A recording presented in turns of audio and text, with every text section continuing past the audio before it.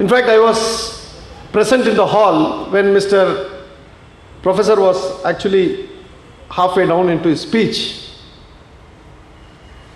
And Professor was trying to explain to this audience as to why globalization, the way it is practiced, was not working in India. My other presentation will be to tell you why globalization is not working even in America. The fundamental assumption of globalization is it is a success. We don't critique it. We assume that it is a success. We assume that if we have to be successful, we have to follow the globalization model. So we don't discuss, we don't debate, we don't discuss, we don't actually critique it at all. Take it for granted that this is a model that we have to follow. And in the process, globalization as a subject becomes highly undebated, uncritiqued, ununderstood, misunderstood, misrepresented by everybody. It is like 6 blind men looking at the elephant and each one trying to define the elephant in his own way. Now, what is this globalization all about? It is a term, if you type it in Google with globalization, Z-A-T-I-O-N, you will hit more number of web pages than globalization with S-A-T-I-O-N. Even in the English language, in the word that you use as globalization, there is a difference. The English spoken by the American is different from the English spoken by the Englishman, which is different from the English spoken by the Australians, Zimbabweans, or the New Zealanders. Now the vista of windows has even brought the Indian English. So there are so many differences in the English language. But we are not concerned about that. We are not into the philosophy of globalization. We are not into the negative aspects of globalization, which Mr.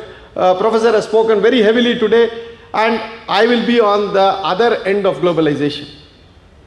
The success, the seeming success of globalization is its failure. That is the idea which I will present to you today.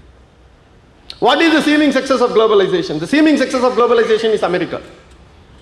I am not going to do any American bashing. In fact, my objective in my life, if at all I have one, is to save America from this globalization. To understand this globalization, you require a bit of understanding of what a small pawn shop owner is doing. If I ask a bunch of students in a school or a college, wherever I go for my lectures, even to chambers of commerce, and I ask them, sir, between America and India, which is a rich country and which is a poor country? Between America and China, which is a rich country, which is a poor country? The answer is China or India is a poor country, America is a rich country. I am sure many of you in the audiences will also have the same perspective or same idea about America and same idea about India or China, as the case may be. But in our common language, a rich person is a person who pays or gives or donates or lends money to the poor person, and the poor person is a person who receives or gets or begs or loans money from the rich person. This is the common definition of a common man. But it is exactly the opposite in the globalization sphere. Meaning, it is India, China, Japan, South Korea, Thailand, Vietnam, Malaysia, Singapore, Indonesia, Pakistan, Bangladesh, UAE, Saudi Arabia, Iraq, Iran, you name every country, they are lending money to America. They are lending money to America at the rate of $2 billion, that is 8,000, 9,000 crores every day. And if these people don't lend money to America, America will collapse. That is globalization today. It is the rich country which is getting money from the poor country, and the poor country which are lending to the rich country, and that goes on by the appellation of globalization. And in fact, when this fundamental paradigm is put before people, they are shocked. But the fact of the matter is, America requires something around $800 to $1,000 billion to survive, and that capital, it gets it from the rest of the world. How does it work? This requires some explanation. America is like a huge finance company which wants to cheat. So how does a finance company which wants to cheat works? It will set up a fantastic office. It will have a 40 by 40 reception with a very beautiful receptionist. So when you enter the reception, they will say, sir, Swarna Ganga scheme, Swarna Lakshmi scheme, all these schemes, 25% rate of interest, 30% rate of interest, and you will be dazzled, just like this light is dazzling my eyes. You will be dazzled and you cannot see anything in front of you, and you will be virtually forced to lend your money into that company. And the owner of that company will actually come in a Mercedes Benz. He will not give you time. He will say, I don't have time, more than 2 minutes. And you will think that this man is so rich. Obviously he is making money by the tons. And you poor guy, you have put 5 lakh rupees of your pension or your provident fund that you want to park it with him so that it comes to 7 lakhs or 8 lakhs at the end of 2 years or 3 years. So you part with the money very easily, looking at the credit worthiness of the person, the grandiose posture that he makes before you. You don't look into the Mercedes-Benz RC book that is hypothecated to Canara Bank. You don't look into the receptions, hall, rent not paid for more than 6 months. What do? You give it to that fellow. With that fellow, he will write the EMI for that Mercedes-Benz for that month. With that money, he will pay the rent for that office. You are blinded by its credit worthiness. America is like that. When you look at America, they only show their credit worthiness. And they show their credit worthiness in not only by building their infrastructure. They will be the first to go to the moon. They will have to do it.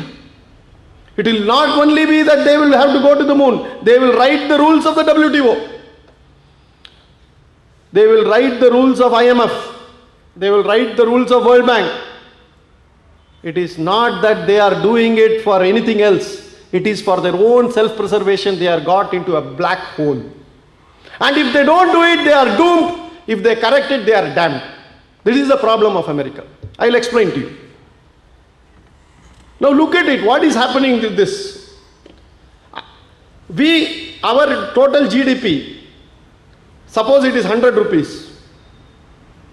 We spend 68 rupees, consume 68 rupees out of it, and save 32 rupees. China saves 50. Singapore saves 50. Japan is around 15. Korea is around 20, 22. Various countries in the East Asia save 20, 22, 50, 45, whatever be their various demographic profile allows them, they save. So that is why they have capital.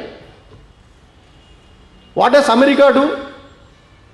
Out of 100 rupees it earns or produces, it spends 107 rupees. That is the spending of America.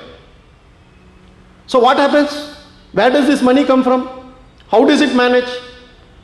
It is very simple. All of us are only savings economy, so nobody is a great consuming economy. Of course, I will come to the distinction at a later part of my presentation. But suffice you can state, the whole of Asia, which is an export-oriented economy, is a savings economy.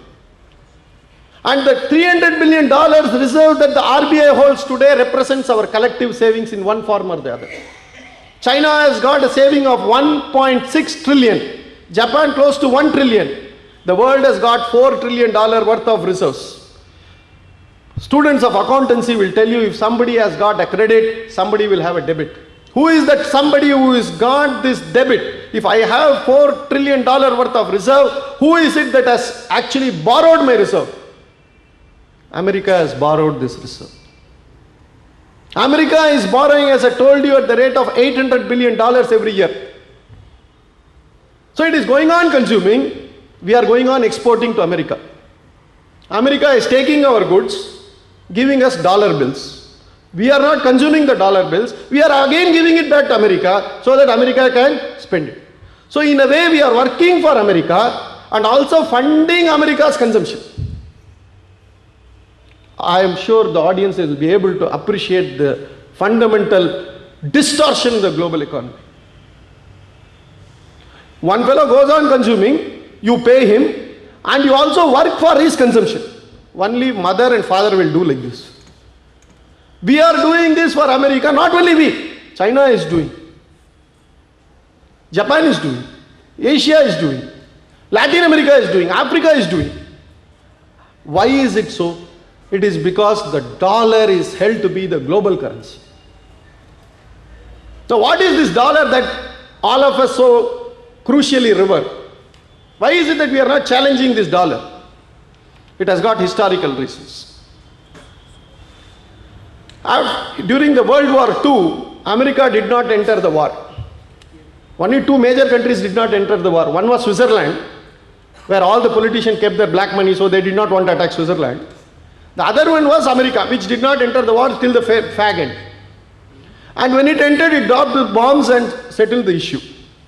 But when the war was fought between countries, they gave America gold and purchased gun. They took steel for gold. And after the war was over, the American dollar was backed by gold. It was backed at the rate of $35 per ounce of gold. So Americans will never issue more dollar than the gold reserve that they had. In a way, it was a gold standard. So if you give $35 to the American treasury, they will be bound to give you 1 troy ounce of gold. Just like our milkman who will mix water for every liter of milk that he supplies, Americans started printing more notes thinking who will find it out. So slowly they started printing more notes, more notes, more notes. Then one day there was only water, there was no milk. The French understood that the Americans are cheating. So they went and gave dollars and said, give me gold. They gave some gold. Then the Italians started, then the British started. Then they realized, if this goes on, they will have no gold. Then dollar will become a tissue paper. And that is what they did on 15th August 1971. Very strangely, it also coincides with our Independence Day. President Nixon said, from now on, don't ask gold. Let us all believe that we have gold. My father's generation should have put to an end to this controversy in 1971. At that time, it would have been a minor surgery. Today, it has taken a cancerous growth. And today, what we are doing, we are still believing America has some value behind the dollar.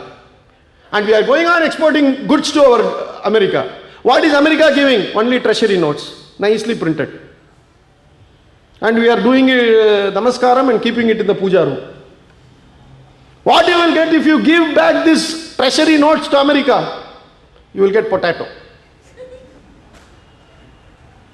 This is the fundamental assumption of globalization on which today the so-called dollar value has become a huge crisis. What is China doing? China is giving America enormous amount of goods. Americans have become so lazy. They are in the post-modern stage of development. They may perhaps make some aircrafts, high technology, nanotechnology items. Broomsticks they will not make. Pipes they will not make. Bulbs they will not make. This mic they will not make. Everything is imported from China. China is happy to give goods to America. America is giving dollar to China. On one hand, China's reserves is going up. One hand, America's debt is going up. Both are like two drunkards. Have you seen two drunkards walking? Each one will put his arm around the other. They will stagger, but they will not fall. Each one will be pulling the counterbalancing. And one day when they fall, both will fall. This is the risk that is happening to the global economy today. It is the American consumption that is detonating the global economy. It is the Chinese supply of goods to America that is detonating the global economy. So it is a very, very precarious game, and today IMF is scratching his head and now saying we have to counterbalance all these things and we have to do something. What is this something? I will explain now. Those of you who will recall in 1997, there was an East Asian crisis. And today we are actually paying the price for the East Asian crisis. What happened there? America gave small doses of money to this East Asian crisis. These people grew. Whenever you have money comes in, automatically you will buy some assets, whether it is scooter, house, car, bungalow, something you will buy, it will grow. And the Western economists, when Asian economies grew, said, oh, these guys are growing. It is a miracle. Look at the arrogance. When I say somebody has got a house in Koramangala or some very posh area of Bangalore, oh, that guy has he purchased a house. It's a miracle, pa. What does it mean? I am not happy about his growth. I am only jealous. I am saying this guy is incapable of growing. Now this guy has got a house. It is impossible to believe. That is the appellation that was given to the Asian growth in 1997. Michael Kamadesu, who was the IMF chief at that time, went on to say that these economies are performing excellently. This was in June, July 1997. Then suddenly everybody withdrew money. The currencies collapsed. And East Asian countries lost 30-40 years of their saving within days. Who did this? Why did they do it? Questions that have not been answered till now. Who were behind all these things? Was there a political motive behind all these things? Nobody has answered these questions. It still remains. And Mahathir Mohamad, who was the Prime Minister of Malaysia at that time, was very clear. He says these Americans have conspired against East Asian growth. He's very clear. But after this crisis, where the currency which was up to a particular level for various countries tumbled vis-a-vis the dollar, these countries understood there is a virtue for even a weak currency.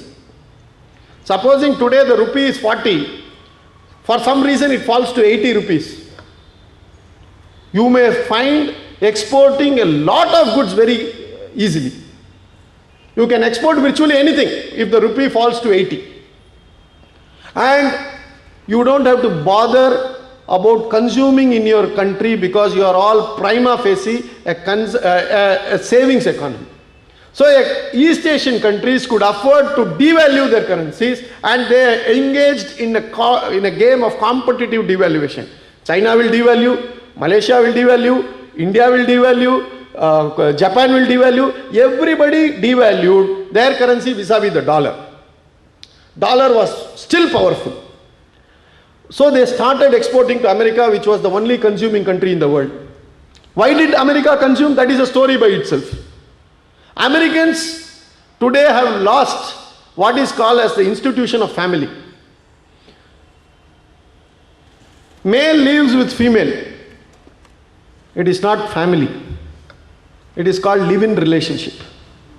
50% of children know their father or mother, not both of them. There is a new term in American family life which is called stepfather or stepmother or stepsister or stepbrother.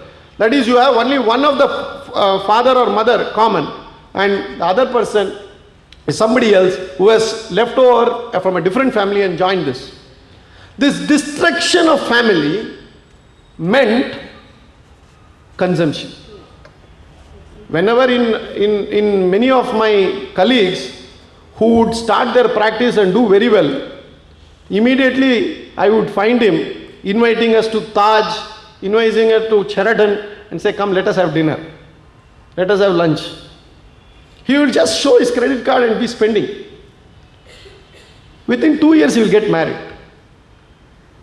Immediately I will ask him, come, let us go to Park Sheraton and have dinner. No, sir, we will not even go to Udupi Hotel. Why this changeover? Sir, I have taken insurance, sir. I have to pay insurance premium this month. Very big burden, sir. Immediately the mindset changes over once you are into a family system. Family is such a big institution and has so much profound impact on the national economics that no economic books even talks about family. Such is the importance. Because the more the important it is, we will never discuss. Now coming to the issue, as American family system collapsed, there were people who were into mindless and reckless spending. And America had a purpose also. If it hadn't spent, it will not get money. And merely to take over the capital of the world, it was into mindless, reckless spending. So all of us transferred our money to America. Now America's net debt is in excess of $5 trillion today. Next year it will be 6. Next year it will be 7. How long can it go on?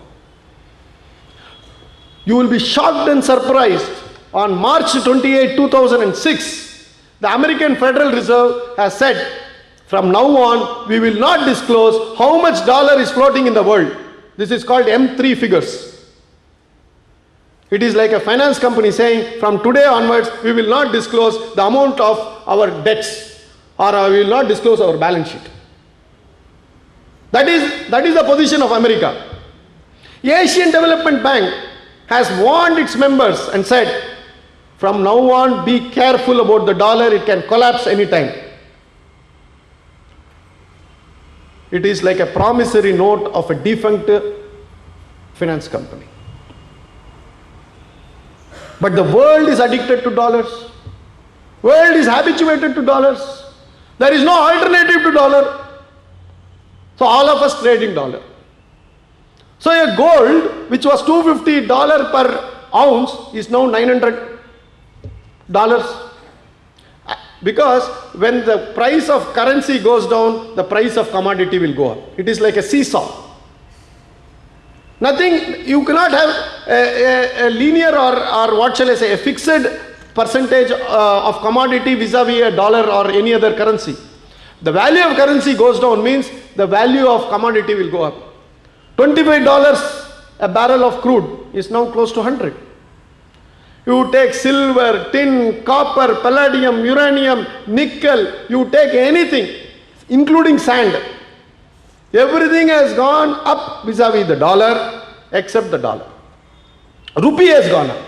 Australian dollar has gone up. New Zealand dollar has gone up. Swiss franc has gone up. Euro has gone up. Yen has gone up. Pakistan rupee only has not gone up. That can be one good news. Bangladesh taka has not gone up. Baki, everything else has gone up against the dollar. Chinese yuan has gone up.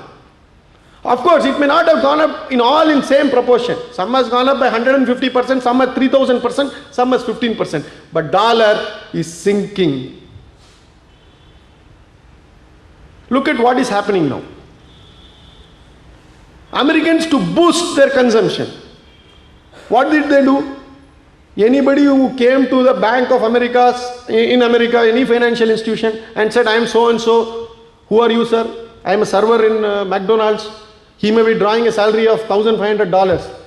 But they said, if you simply say $15,000, we are ready to give you $2 lakh loan, build a house, no problem, no question, no verification, no phone call, no chartered accountant certificate, nothing is required. You just take loan, only thing you pay 6% interest. This fellow said, okay. And first 3 years, pay only 0.5%. Next 3 years, pay 3%. Then pay 6%. The fellow was happy, loan sanctioned. This is called mortgage loan in America. Millions of loans have been sanctioned. Out of our money. It is not their money.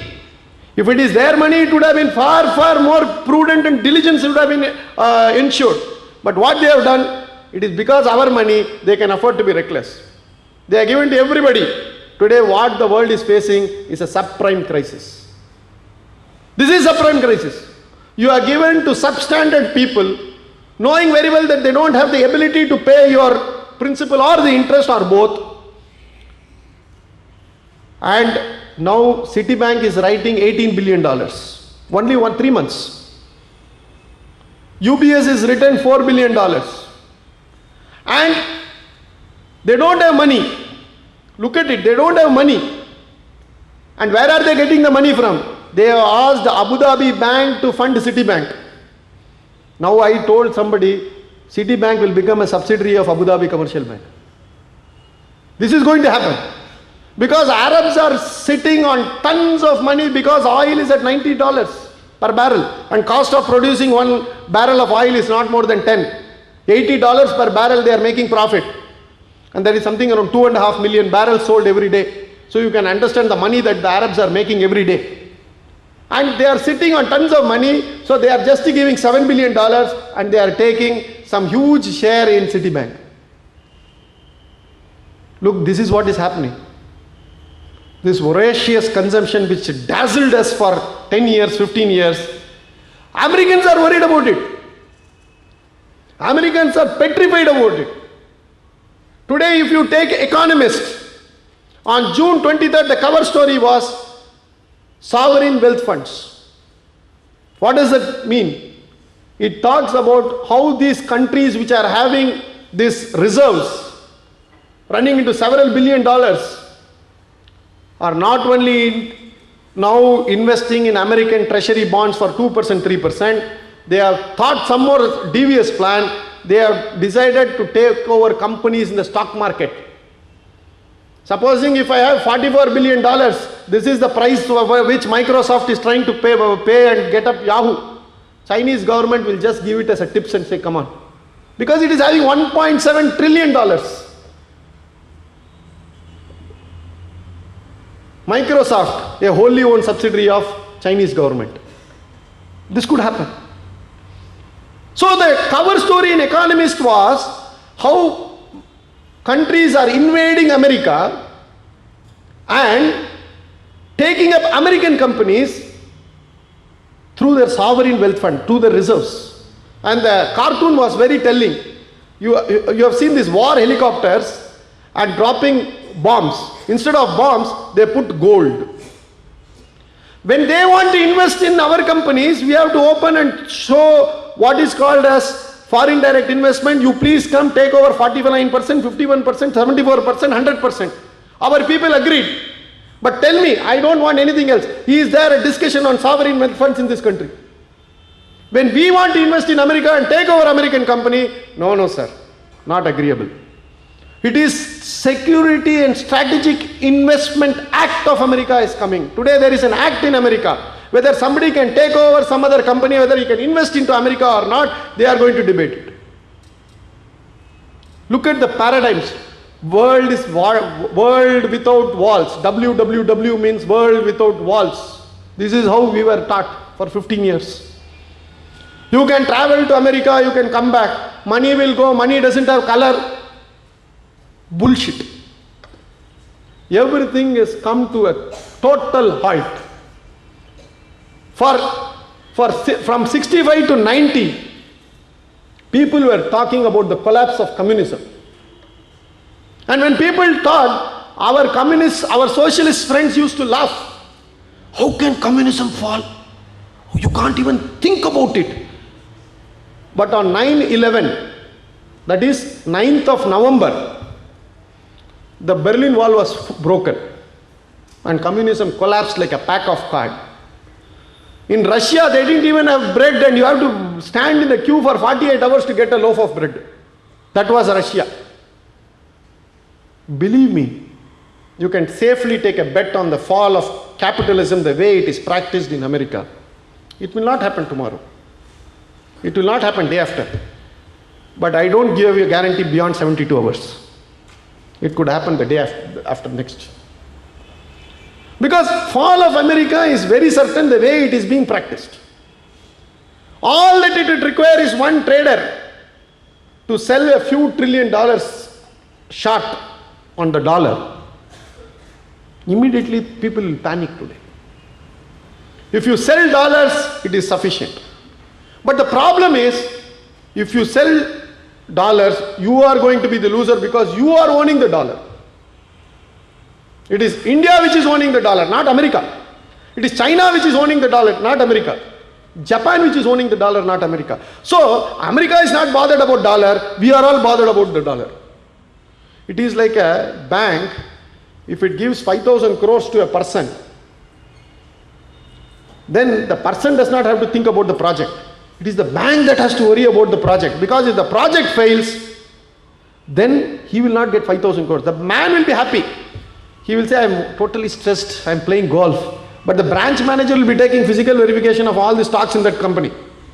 The bank manager will daily call him and say, sir, are you okay, sir? I heard yesterday you had cold, sir. Why? Because the bank's money is there. It is not this fellow's money. Up to borrowing only, the project has to be owned by the entrepreneur. Once he has borrowed money from the bank, he can be happy. Likewise, America has not bothered about fall or rise of the dollar anymore. It has outsourced this sovereign function to countries. You defend. If you want, you defend. Otherwise, go to hell. Now, this is the burden of all of us, that we will have to take care of the dollar. Look at what is globalization happening. How it is going up, and is this what we thought was globalization? So what is happening? If you don't deal with dollars, dollar will collapse. I will explain to you how dangerous game this dollar has become. If an Arab wants to sell oil to an Indian, we cannot buy oil straight away. It has to be traded on both sides of Atlantic. There are two oil exchanges. One is in New York, one is in London. You can buy officially oil only in these two exchanges. For which the Arab will get paid in dollars from the exchange, and I will have to pay dollar to the exchange. Meaning there is a constant demand for dollars. Artificial. And most of the commodity stocks, commodity goods which are traded in the Chicago exchange are also traded in dollar, creating an artificial demand for dollar. Saddam Hussein understood this. What did Saddam Hussein do? He was given food for oil program. He could sell his oil and buy food for the well-being of his people. He said, I will have to sell oil, I will sell oil. But I will not sell oil in dollars. I will sell oil denominated in euro, in yen or something. And he sold, began to sell. Americans said, this is weapons of mass destruction. A country which cannot make scooter, can it make an atom bomb?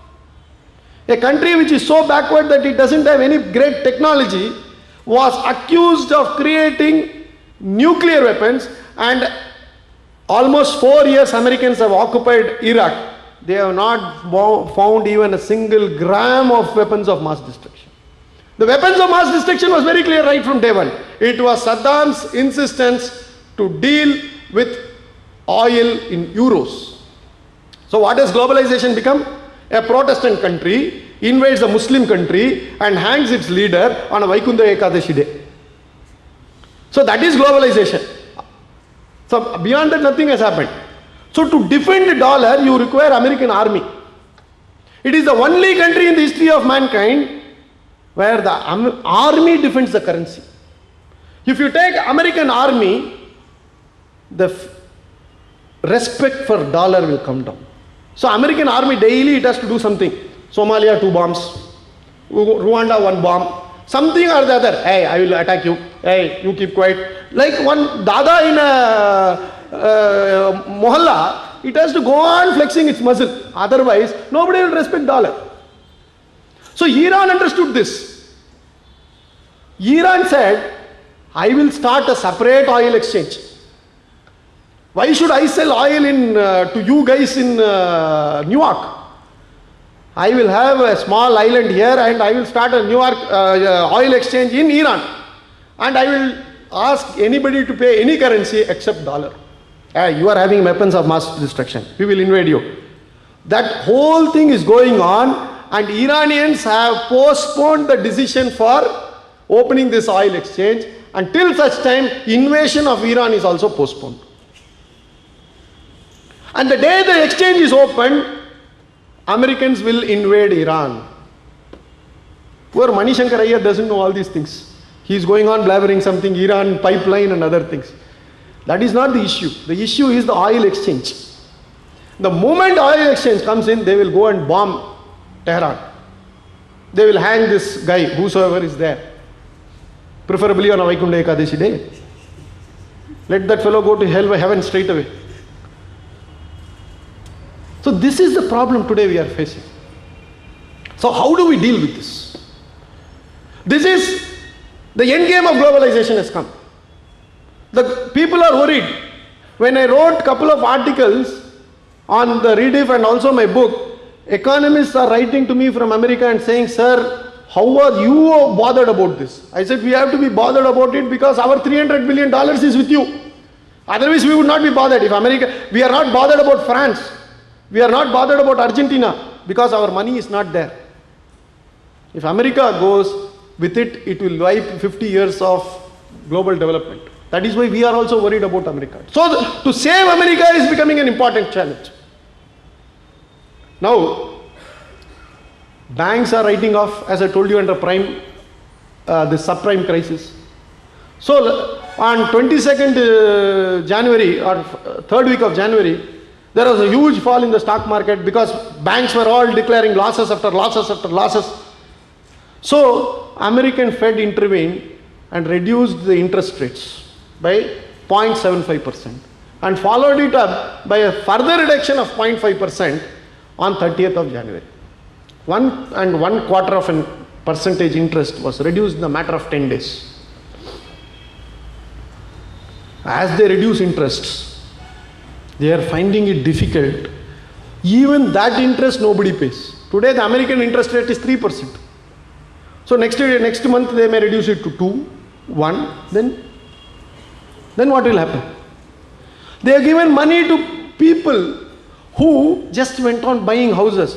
If our places, a man who earns something around 10,000 rupees may have an ambition of buying a house for say 10 lakhs, maximum, 15 lakhs. But he will never aspire to buy a house worth 15 crores. This is what literally happened, though I am slightly exaggerating for the purpose of this audience, but this is what literally happened. People didn't have money to pay the EMI. So the bank said, don't pay. Next quarter. How long can you go on? Because bank has to have money. And the money from the outside world was not sufficient. Because everybody knows dollar is a tissue paper. And you are reducing interest rates. Once you reduce interest rates, the currency value will fall because its ability to attract money from outside is gone. India, it is 10% today. If you put in a bank, you will get 9.5% 1 year, 1.5 years. America, if you put, you will get 3%. Where will you put? You will put only in India. Money is rushing towards India. It is in China, it is still worse. It is 12-13% banks are offering. Money is rushing to all these economies. And so the currency is further collapsing. Either they will save their banks or their dollar. They cannot do both now. Have you seen this chess game? Sometimes you position your queen or your horse in such a way that it knocks off the other fellow's queen or the horse. He has a choice. It is either checkmate or doomsday. That is what America is facing today. It is very, very difficult for them to come out of this mess. They are completely unaware as to what is to be done. So just like in 1991, the Prime Minister of Russia was one Mr. Gaider. He said, I thought my country was a great country. But after the fall of this Gorbachev, I went and found out that Russia was like an aircraft with no pilot in the cockpit. That is his words. Today, America is like that. They don't have any clue what to do, how it is to be done. Where is the solution? Can you say from tomorrow onwards, Americans must spend less? To do that, they must necessarily have one institution called the family. Can they say from tomorrow onwards everybody will stay with their respective spouse? They can't say that. So you can't have domestic savings. Okay. Till date they were able to raise their interest rates and capture savings from other countries. Now they can't do that because your banks are collapsing. Otherwise banks will totally collapse. You are given loan to everybody. Their interest rates they are not able to pay. Even teaser rates they are not able to pay. So you have to reduce interest rates. So if you reduce interest rates, money will not go to America, money will come to countries like India. After all, even in America, even in London, even in Europe, It is not the Protestant Christian community that saves, it is the Indian community that saves, it is the Hispanics that save. Even in America, actually America's total saving is minus 7%. If the Indians are not there, it will be minus 9%. If the Mexicans are not there, it will be minus 10%. They are actually reducing it to minus 7%. That is the collapse that is happening before them. And they cannot stop consuming. They have to have that fuel guzzlers, they have to have this huge highways, they have to have all this paraphernalia that goes on in this name of grand American dream. Can an American live in a very Spartan way? Can he eat 2 bananas and live? He cannot. 2 bananas he will waste out of every 4 bananas for some reason or the other. That is America today. So you look at the whole issue. Now what is that we have to do? What is that we need to provide as a solution?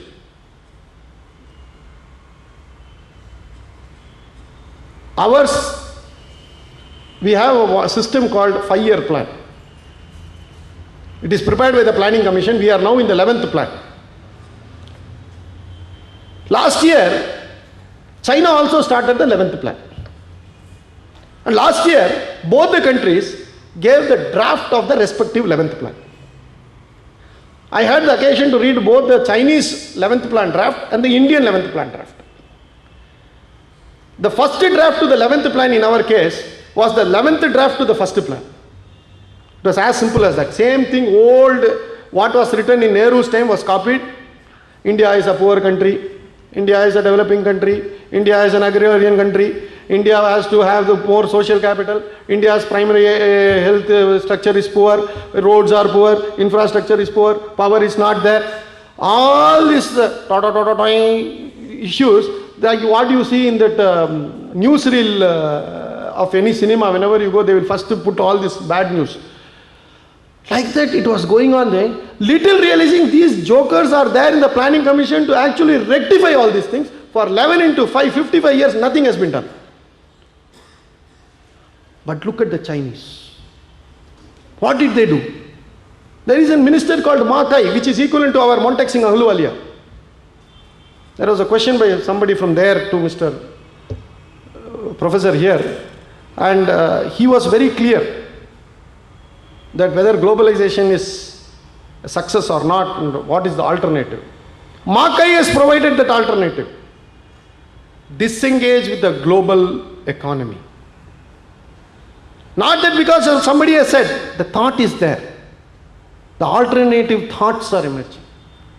Ma Kai says, if we go on like this, we will be going on producing for America. America will give us dollars. We will give the dollar back to America and our foreign exchange surplus will go up. How long will this go on? We need to improve our consumption. We need to have more of consumption in India, in China. So what should be done? So he has put in the entire paper is on how to improve consumption in China. There was one guy called Shinawatra Thaksin in Thailand. He was ousted by a coup. In 2002, he prepared a paper. After he became the Prime Minister, he asked, what do we do? Sir, we do exports, sir. Whom do we export? America, sir. What do we do with the money? No, sir, we give it back to America and we are happy, sir. This is what the answer his bureaucrats gave him. He said, stop this nonsense. Export, let it happen. We will not be an export-driven economy. We will be an internal consumption-driven economy. And there was a coup of that fellow. Is there a coincidence? I would like to know. But be that as it may. There was yet another economist, Jim Lay, and on another guy, Joseph Lin. They work for Asian Development Bank. They produced a document and they have said all these export-oriented economies, time and again, are not reaping the benefits because export-driven economies are like a hierarchical model. Only the top fellows in the economy are able to export and gain the benefits, like what Professor said about the 20-80%. This is what is happening. No country is actually benefiting out of these exports in a substantial way. Yes, there are benefits. There are benefits to globalization the way it is understood today. There is a certain set of people who are benefiting. But what about the 80% who are not beneficiaries, who don't fall into the ambit of globalization, who are not in a position to even produce anything for their own consumption, who don't have any skills? I am reminded of the French Revolution. If you don't have the bread, eat the cake. No, that is what we are telling them. You go and tell one fellow that, sir, what do? I am a farmer. Oh, give the land and tomorrow you join Infosys. Become a software programmer. Fellow is an Anguta chap. And you go and tell him, oh, software is booming. To whom it is booming? To IITians, to chartered accountants, to lawyers. But the farmers, how does it care? How does he care? Whether he doesn't know even what is a computer. And we are telling him, we have brought futures and option trade in sugar, rice, wheat, dal. You can sell everything through your computer. This fellow doesn't have electricity there. And this is how we are fooling us. And every single economic journal which is corrupting the young minds is to give a wrong picture of the facts that are prevalent in India. I went to my village a couple of weeks back. The people are telling me, sir, what is your problem? Is stock market a problem? I asked them. No, sir, bus varla. I said, dollar crisis is your problem? No, sir, power varla. Sir, is American Bush or this lady Clinton and this, what is his name? Obama. Who will come? Sir, bus is not coming. Once it comes, I will tell you. No, their problems are totally different. We think India is 20 kilometers of Bangalore, 20 kilometers of Chennai.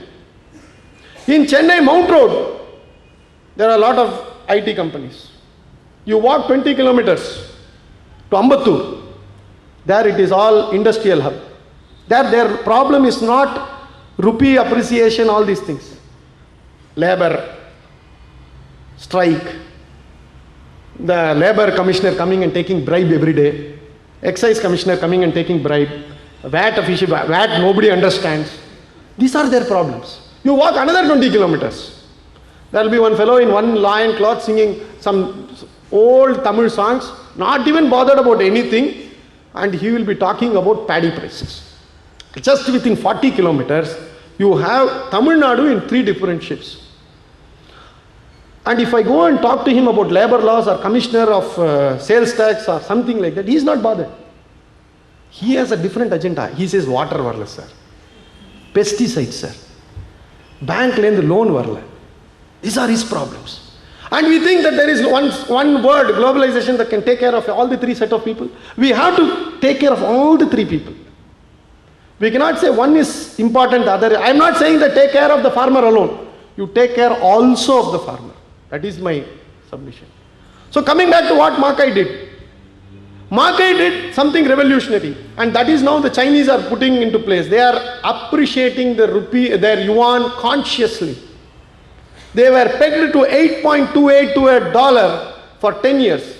Now they have slowly started appreciating. Now it is 7.25 or something like that.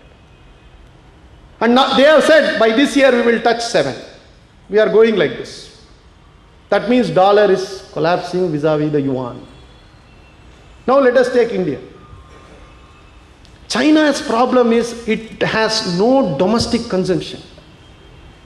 Unlike us, remember, we are a consumption economy when we compare with China. We are a savings economy when we compare with America. That is our beauty. We don't fall into the genre of consumption. We don't fall into the genre of savings. Why is it so? Take January, Pongal, Makara Sankranti. Some bloody thing we spend. Next, February, nothing is there. February 14th, we will spend. Holi we will spend. Navaratri, 9 days we will spend. Sir, it is not 9 days, sir, it is actually 10 days. We will spend for 10 days. Why do we spend? There is a purpose in spending. There is a responsibility associated with spending. It is not that an economy has to be intertwined only for imports for goods. A domestic consumer is as important as the domestic producer. That is what this grand concept of Swadeshi talks about. It is not merely to say, I will produce here and export somewhere. My consumer will be outside. No. My consumer also has to be in India. That is Swadeshi. My producer has to be in India. That has to be Swadeshi. So how do we do this? There are enormous documents available, and I will just tell you one instance how we fare badly in engaging the world vis-a-vis ourselves. If a good costs 75 rupees in a factory for exports to Singapore, it costs 100 rupees to buy the same good in India, the difference being excise duty and sales tax. Excise duty in India is 16%, the VAT is 12.5%. VAT is on top of this 16%, not plus. So altogether we pay around 31% as indirect taxes to the government to consume anything, whether it is a pin or whether it is a motor car. Nowhere in the world does the governments of the country charge such high levels of indirect taxes. But has government bothered about us? This is the only country which will recognize this goddess Lakshmi. What does goddess Lakshmi mean? We have to consume, but consume with responsibility. Whenever we give our daughters to as marriage to some other family, we will first inquire, how is that family?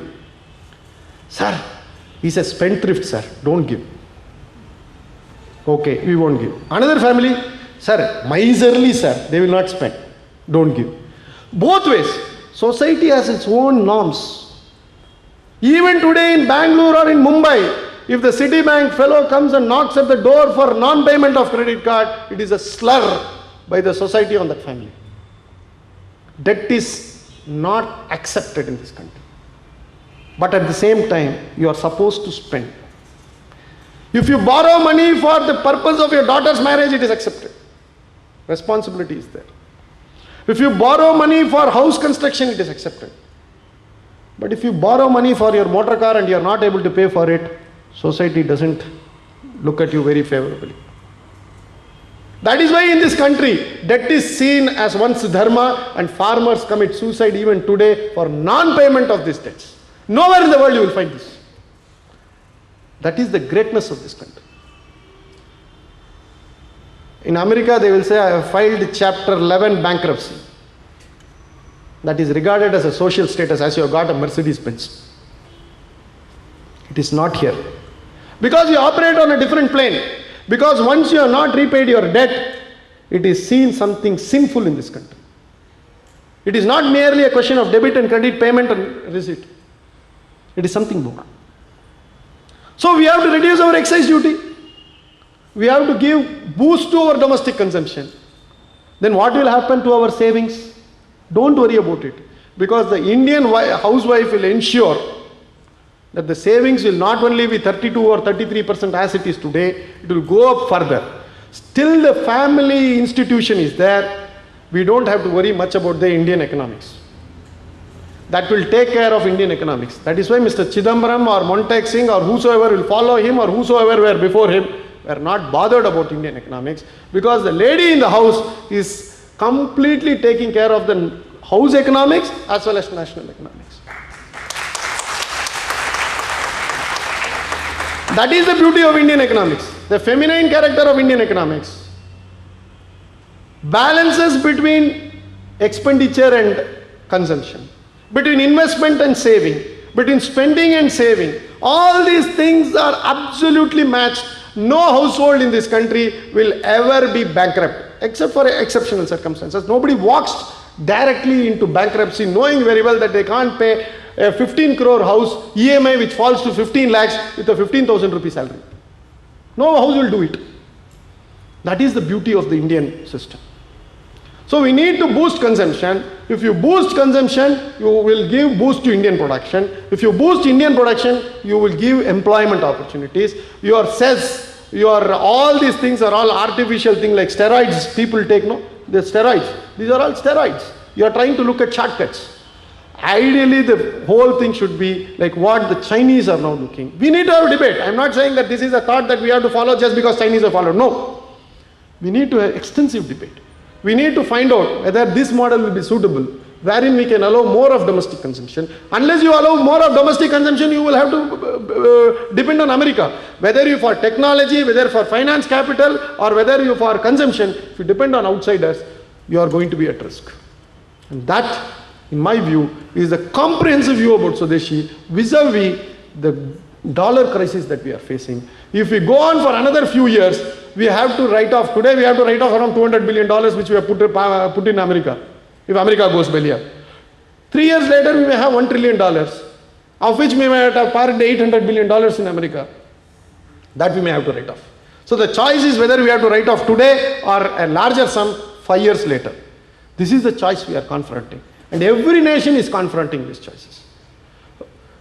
Ladies and gentlemen, the ideal idea in an economic development would be to find out what suits us.